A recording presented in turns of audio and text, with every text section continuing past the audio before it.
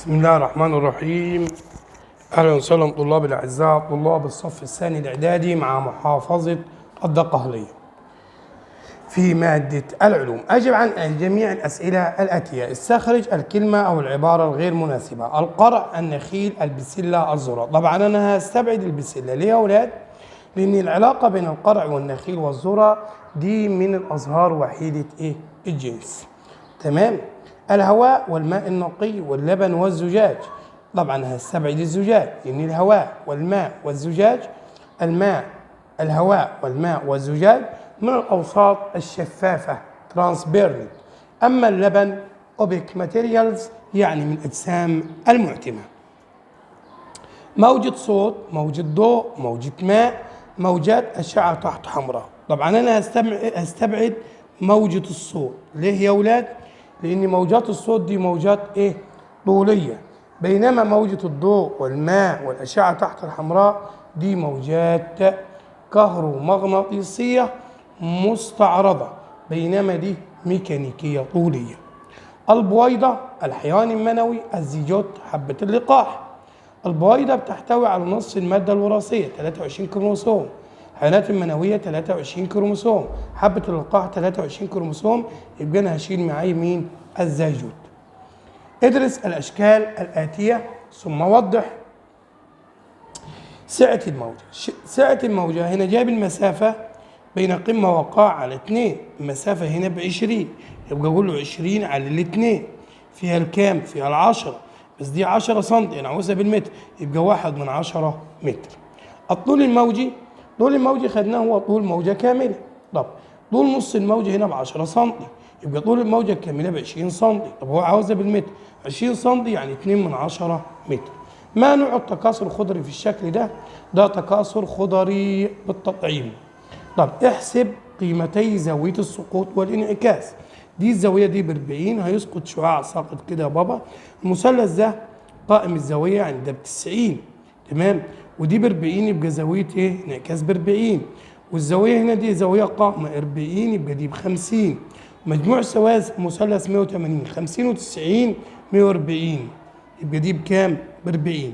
يبقى كده دي زاوية كده، زاوية الانعكاس السقوط هنا ب50 ودي ب50. احسب سرعة الضوء في الماء إذا كان معامل انكسار مطلق ب1.3 33 وسرعة الضوء في الهواء بالكلام ده. أنا عاوز سرعة الضوء في الماء، يبقى سرعة الضوء في الماء بتساوي سرعة الضوء في الماء بتساوي إيه؟ بتساوي سرعة الضوء في الهواء على معامل الانكسار. يبقى هقول يا أستاذ سرعة الضوء 3 في 10 أس 8 على 1.33، هيطلع الناتج بكام؟ ب2.25 في 10 أس 8. أكمل. لا تعتبر الحركة التي تصنعها لعبة النحلة حركة اهتزازية، بالرغم انها حركة دورية، لانها لا تهتز على جانبي موضوع السكون. عند سقوط شعاع ضوئي مائل على متوازي مستطيلات من الزجاج، فإن زاوية السقوط تساوي زاوية الخروج ولا تساوي زاوية الانكسار، لأن الشعاع ينكسر مقتربا من عمود مقام. في الموجة نقط تهتز جزيئات الوسط عموديا على جهة الانتشار في الموجة المستعرضة، بينما في الموجة الطولية تهتز جزيئات الوسط في نفس جهة الانتشار. طب هنا بيقول لي ايه يا أستاذ؟ المسافة الأفقية بين قمة وقاع، المسافة الأفقية بين قمة وقاع متتاليين، بين قمة وقاع في الموجة المستعرضة يساوي نص الطول الموجي، يعني الطول الموجي بيساوي 2 في المسافة بين قمة وقاع، تمام؟ بينما المسافة الرئيسية بينهما تساوي نص السعة، لأن السعة بتساوي المسافة بين قمة وقاع على 2. اذكر الرقم الدال على كل ما يأتي. تردد بين دول زمن سعة اهتزازه ب2/10 زمن الساعة. ممكن اجيب الزمن الدوري بيساوي 4 في زمن ساعة، يبقى 4 في 2/10 ب8/10. طب التردد بيساوي 1 على الزمن الدوري، يعني 1 على 8 من 10 هيطلع ب1.25 هرتز. عدد البويضات التي ينتجها المبيض الأيسر 168، طبعا ده هتكون 3 بويضات. الزمن الدوري لجسم مهتز بيعمل 20 سعة اهتزاز في الثانية.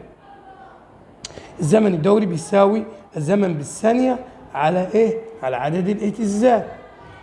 طب الزمن بالثانية يعني 1 على 20، هتبقى ب2 من 10 ثانية. ماذا يحدث للطول الموجي؟ إذا قل كل من التردد وسرعة الانتشار للربع، هيظل الطول الموجي ايه؟ ثابت. ليه؟ لأن هو على علاقة طردية مع مين؟ مع التردد، ولكن على علاقة عكسية مع التردد، ولكن على علاقة طردية مع السرعة، فما يقابله نقص في التردد هيقابله زيادة فين؟ في السرعة. اكتب المصطلح العلمي. المسافة بين نقطتين سرعة الجسم المهتز إحداهما تكون أكبر ما يمكن والآخر أقل من يمكن، دي سعة إيه؟ الموجة أو سعة الاهتزاز. الخاصية التي تميز بها الأذن أصوات من حيث طبيعة مصدرها، ده طبعا نوع الصوت. مرض ينتقل عن طريق الاتصال الجنسي بشخص مصاب سببه بكتيريا حلزونية، ده مرض ايه؟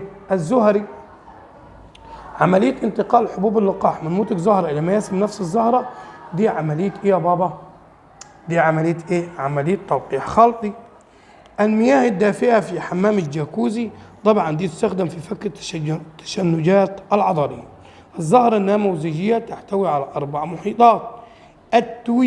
التويج ده كأس تويج، ده يتكون من بتلات. ماذا يحدث عند النظر رأسيا إلى عملة مغمورة كليا في كأس ماء؟ سوف نرى العملة في موضوعها ايه يا ولاد؟ الحقيقي. طب صح وغلط؟ المحيط الذي لا يوجد في الزهرة المؤنثة هو الضلع. نحن قلنا يا بابا الزهرة بتتكون من كأس، تويج، ضلع، متاع. الضلع دي أعضاء التسكين. طب المحيط الذي لا يوجد في الزهرة المؤنثة هو الضلع، طبعا عبارة صحيحة لأن بيوجد فيها المتاع، هي أهم حاجة عنصر التأنيث. تحتوي البويضة المخصبة على نفس عدد الكروموسومات البويضة الناضجة، طبعا غلط، البويضة الناضجة 23 كروموسوم بينما البويضة المخصبة 46 كروموسوم. سقوط شعاع ضوئي عموديا على السطح العاكس فإنه ينعكس بزاوية 90، طبعا غلط، بينعكس بزاوية 0. سرعة الموجات الصوتية في المواد الصلبة أكبر من سرعتها في الهواء، طبعا عبارة صحيحة لأن السرعة بتكون أكبر ما يمكن في الأوساط الصلبة، أكبر من السائلة، والسائلة أكبر من الغازية. البعد اذكر أهمية موجات الراديو. دي تستخدم في الرادار، ودي موجات كهرومغناطيسية مستعرضة. هرمون البروجسترون عند المرأة يا ولاد ده هرمون يستخدم في إتمام عملية الحمل. الموجات فوق السمعية في مجالات الصناعة، دي تستخدم في حفظ الأغذية لأنها لها القدرة على قتل البكتيريا ووقف نشاط الفيروسات. جيم صوب ما تحته خط. تمثل الحركة التوافقية البسيطة بيانيا بمنحنى جيبي، وتعتبر الحركة التوافقية البسيطة يا أولاد هي من أبسط الحركات من أبسط الحركات الاهتزازية. المنطقة التي تقل فيها كثافة وضغط جزيئات الوسط، طبعا طالما قلنا نحن في ضغط كثافة الوسط، ده معناها موجة طولية، والموجة الطولية تتكون من تضاغطات وتتخلخلات. المنطقة اللي تقل فيها الكثافة دي تسمى بالتخلخل يا أولاد، تسمى بالتخلخل. أما اللي بيزيد فيها اسمه إيه؟ اسمه التضاغط. دي محافظة كانت التقالية معانا. إن شاء الله على بركة الله تعالى ننتقل لمحافظة الإسماعيلية في وقت آخر، ولكن كل رجائي من طلاب الأعزاء الاشتراك في القناة ليصل الفيديوهات لأكبر عدد ممكن. سلام الله عليكم ورحمته وبركاته.